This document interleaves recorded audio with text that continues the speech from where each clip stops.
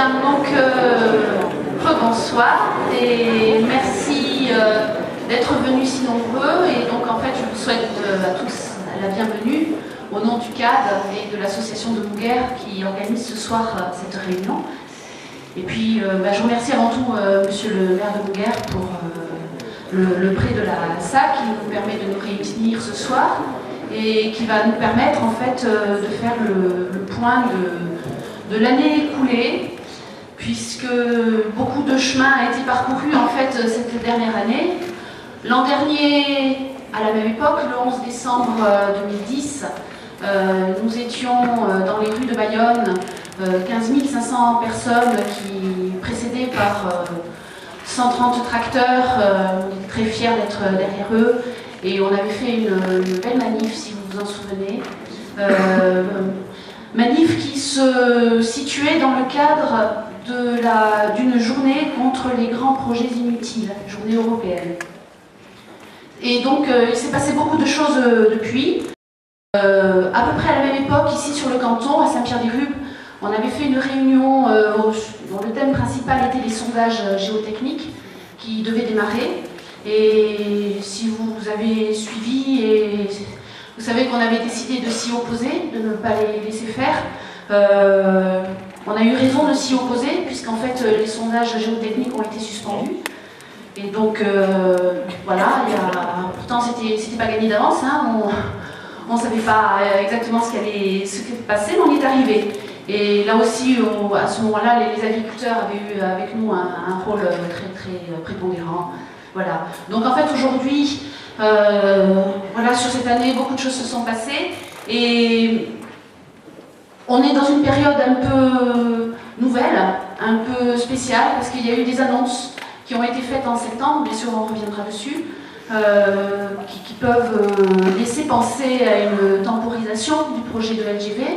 Et puis à côté de ça, il y a quand même d'autres choses qui sont annoncées, notamment le fait que la déclaration d'utilité publique est toujours maintenue en 2013, hein, ce qui sera le prochain acte administratif important. Donc en fait, voilà, est-ce que c'est une réelle temporisation du projet? Est-ce que c'est un essai d'endormissement de la protestation que l'on représente ici? Il va y avoir là-dessus des échéances électorales qui peuvent encore pas mal bouger la donne. Donc en fait, je crois que ce qu'il faut, c'est montrer qu'on est, comme vous êtes venus ce soir, qu'on est très déterminés, qu'on est surtout très vigilants, qu'on ne se laissera pas endormir et que ce que l'on veut, c'est l'abandon de ce projet. Voilà. Donc notre soirée, en fait, elle va s'articuler autour de 4 prises de parole. Qui va montrer la diversité de notre mouvement, hein, la diversité qui en a fait sa richesse en fait et sa force. Et avant ces prises de parole, on va vous montrer une vidéo qui vient d'être réalisée par l'association Pixo et qui va repartir de l'an dernier à la manifestation du 11 décembre 2010. Et avant de la voir, je voudrais donc vous préciser que la soirée de ce soir se place donc dans le cadre de la 2e édition de la journée européenne contre les grands projets inutiles. En effet, il n'y a pas que chez nous qu'il y a des combats qui se mènent contre des projets d'infrastructures qui sont pharaoniques, qui ne correspondent pas aux besoins des gens qui vivent dans les régions qui seront par ailleurs impactées. Et en fait, avec toutes ces associations qui luttent contre des projets, et il y en a beaucoup, on a monté une coordination, hein, on fait des actions de solidarité croisées. Par exemple, on est allé le 12 novembre à Paris, il n'y a pas très longtemps, à la manifestation des opposants de Notre-Dame-des-Landes. Voilà. Là-bas, c'est 2000 hectares de terres agricoles qui vont être sacrifiés. Il y a un aéroport à Nantes qui a été jugé le meilleur aéroport par les pilotes de ligne. Il est loin de la saturation, mais on veut en construire un nouveau. Voilà. Donc, on est allé là-bas, on veut montrer leur solidarité et il faut prendre conscience qu'en fait des luttes comme chez nous, il y en a beaucoup. Il y en a sur Toulouse, il y en a sur le Lot-et-Garonne, il y en a en Gironde sur les projets de LGV. Au niveau européen, sur la LGV, il y a aussi en Italie, où il y a un très fort mouvement qui s'appelle le mouvement notable, hein, on a mis quelques-uns de leurs drapeaux là. À Stuttgart, en Allemagne, il y a aussi un très très fort projet de protestation contre une gare qui doit être construite dans le cadre d'un projet LGV.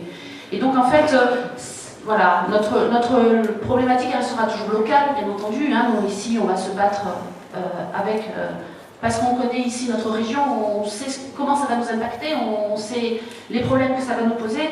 Il faut prendre conscience qu'il se passe des choses analogues. Et donc l'idée de cette journée, c'est que tout le monde, le même jour, enfin, ce week-end, hein, il y en a essentiellement c'est demain, on fait des manifestations, on fait des réunions, pour essayer de mettre en écho toutes ces luttes qui se passent et essayer de faire émerger le thème des grands projets inutiles comme un thème dans le débat de la société. Voilà. Donc ce week-end, il va y avoir demain, vous allez en entendre parler, une grande manifestation à Toulon, dans le Var, hein, contre un projet de LGV PACA.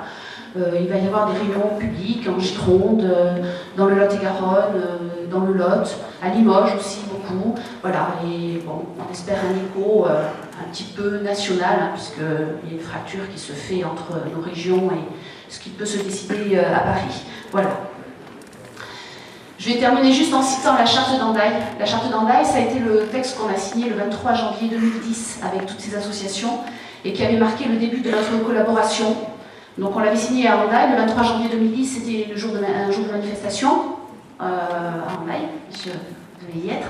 Voilà. Et ce texte, vous pouvez le lire, on a fait une petite expo dans la salle de Tibichkor à l'entrée là-bas de la salle.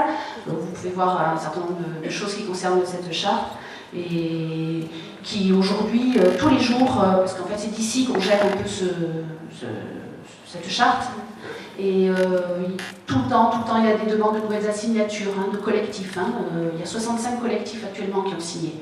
Le cadre, c'est une signature parmi les 65, voilà. Et donc il faut, voilà, il y a quelque chose qui est en train de naître autour de ça. Donc voilà, j'arrête et on va passer la vidéo donc, qui a été faite par l'association Pixo pour le cadre et vous allez voir.